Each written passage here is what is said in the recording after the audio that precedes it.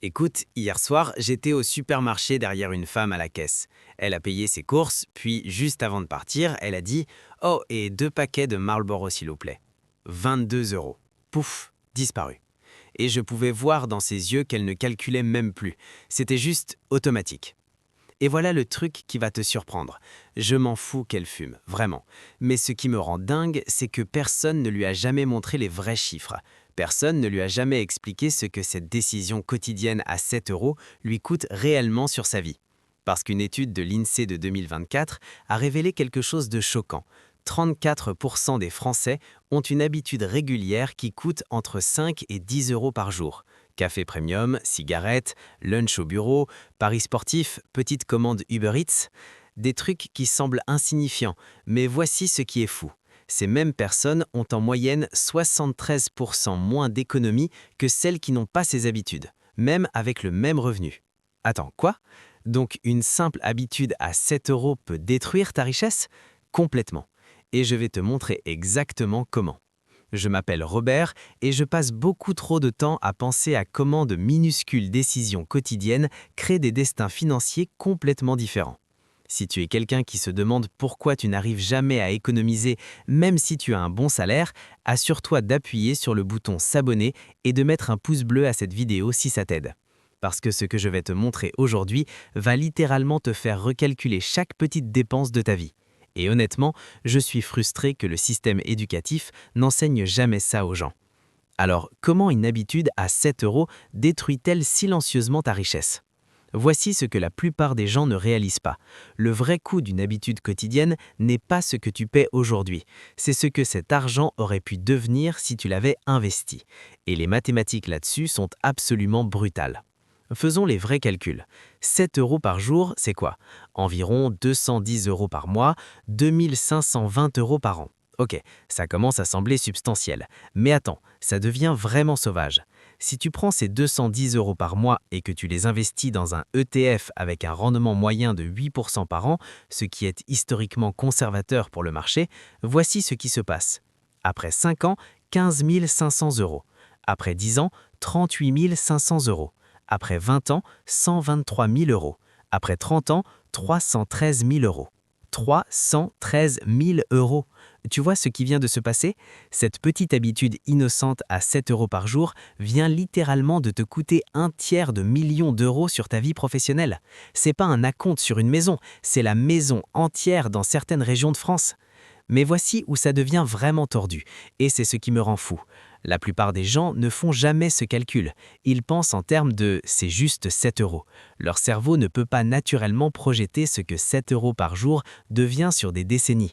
C'est ce que les économistes comportementaux appellent le biais du présent. Notre cerveau est câblé pour valoriser la satisfaction immédiate de manière exponentielle plus que les gains futurs.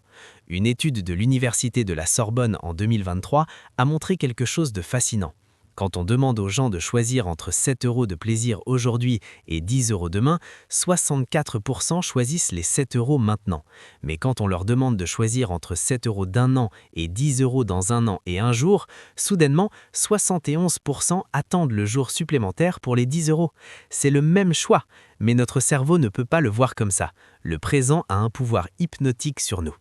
Maintenant, tu penses peut-être « Ok Robert, mais tout le monde a droit à de petits plaisirs, non ?» Et écoute, je suis totalement d'accord. Mais voici le truc que personne ne t'explique. Il y a une différence massive entre une dépense intentionnelle et une habitude inconsciente. Si tu décides consciemment « je vais dépenser 200 euros par mois sur quelque chose qui m'apporte vraiment de la joie » et que tu le fais délibérément, respect, c'est ton argent, ta vie, ta décision. Mais 87% des personnes avec des habitudes de dépenses quotidiennes, selon une enquête de BNP Paribas de 2024, admettent qu'elles ne tirent même plus vraiment de plaisir de l'habitude. C'est juste devenu automatique. Muscle memory, une transaction zombie. Le café à 4,50 € que tu ne savores plus parce que tu le bois en marchant vers le métro. Les cigarettes que tu fumes par stress et non par envie. Le lunch au bureau parce que tu es trop occupé pour préparer ton déjeuner. Encore. Voici ce qui est vraiment pervers. Ces habitudes ne te rendent même pas heureux. Des chercheurs à HEC Paris ont découvert que les personnes évaluant leur satisfaction de vie presque identiquement avant et après leurs petites dépenses habituelles. Le boost de dopamine dure environ 11 minutes en moyenne. 11 minutes! Pour 7 € qui auraient pu devenir 50 € dans 20 ans grâce aux intérêts composés, tu obtiens 11 minutes de légère satisfaction que tu oublies avant le déjeuner. Mais voici la partie que personne ne te dit jamais, et c'est là que ça devient vraiment intéressant. Ces habitudes à 7 € ne détruisent pas seulement ta richesse parce que les mathématiques le disent, elles détruisent ta richesse parce qu'elles font à ton cerveau. Mécanisme destructeur numéro 1, elles normalisent les fuites financières. Quand tu dépenses 7 € par jour sans y réfléchir, ton cerveau commence à catégoriser toutes les petites dépenses comme « pas grave ». Un abonnement à 9,99 €, pas grave. Un achat impulsif à 15 € sur Amazon, pas grave. Des frais bancaires de 5 €, ennuyeux mais pas grave. Mais devine ce qui s'accumule. J'ai analysé les relevés bancaires de 43 personnes l'année dernière, avec leur permission évidemment, et tu sais ce que j'ai trouvé ?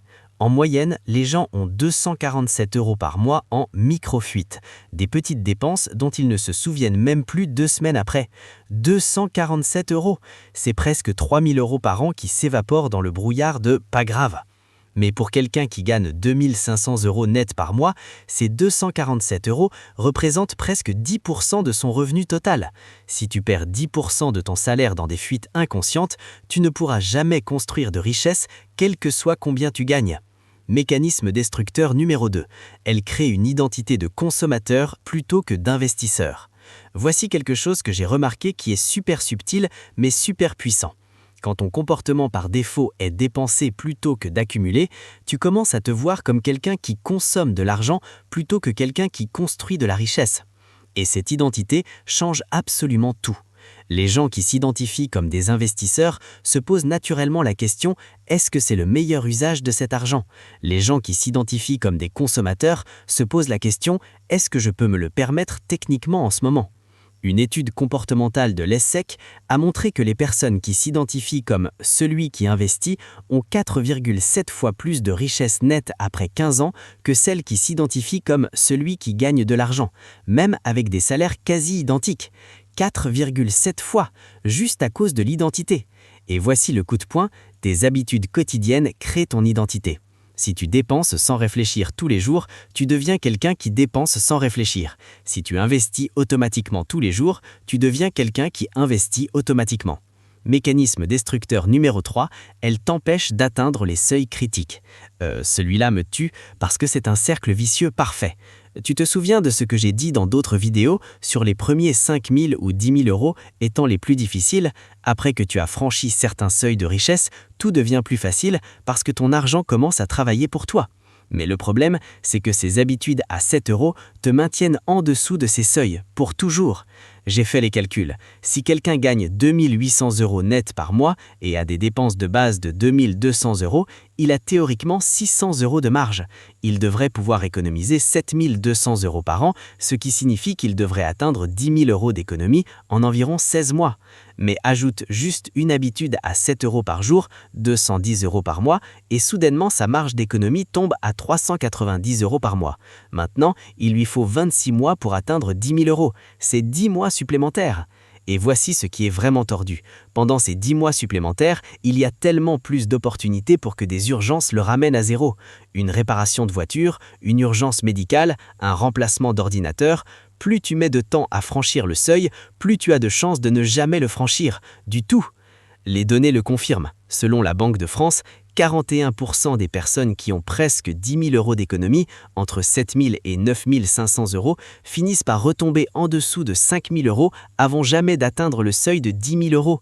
Ils restent coincés dans cette zone pendant des années, parfois des décennies. C'est l'équivalent financier d'essayer de remplir une baignoire alors que le bouchon fuit. Tu peux faire couler l'eau aussi fort que tu veux, mais si la fuite est assez grande, la baignoire ne se remplit jamais. Mécanisme destructeur numéro 4, elle se multiplie avec le temps. Voici le truc qui est vraiment sournois. Les habitudes de dépenses tendent à se reproduire comme des lapins. Tu commences avec un café quotidien à 4,50 €, puis tu ajoutes un croissant parce que bon, tu y es déjà, puis quelques mois plus tard, tu ajoutes un abonnement streaming à 12,99 € parce que c'est juste 12 €, puis une salle de sport à 35 € que tu utilises 3 fois, puis des lunchs au bureau parce que tu es trop occupé pour préparer ton déjeuner. Une étude du comportement de consommation de 2023 a trouvé que les personnes avec une habitude de dépenses régulière de plus de 5 € par jour ajoutent en moyenne 2,3 nouvelles habitudes de dépenses par an. Les personnes sans habitude de base, seulement 0,7 nouvelles habitudes par an. C'est comme le sucre, plus tu en manges, plus tu en veux. Ton cerveau recalibre ce qui semble normal. Donc cette habitude à 7 € devient rapidement une habitude à 15 €, puis à 25 € et soudainement tu es la personne qui gagne 3 500 € par mois et qui se demande pourquoi elle ne peut jamais économiser un centime. Maintenant, voici la partie qui va vraiment te faire réfléchir. Les riches ont aussi des habitudes, mais leurs habitudes font le contraire. J'ai un ami qui gagne environ 85 000 € par an, confortable mais pas riche. Et il a cette habitude bizarre. Chaque fois qu'il reçoit son salaire, son compte fait automatiquement 3 choses. 15% va dans son compte d'investissement, ETF, 10% va dans son fonds d'urgence jusqu'à ce qu'il atteigne 6 mois de dépenses, 5% va dans un compte dépenses stupides qu'il peut dépenser pour n'importe quoi sans culpabilité. Et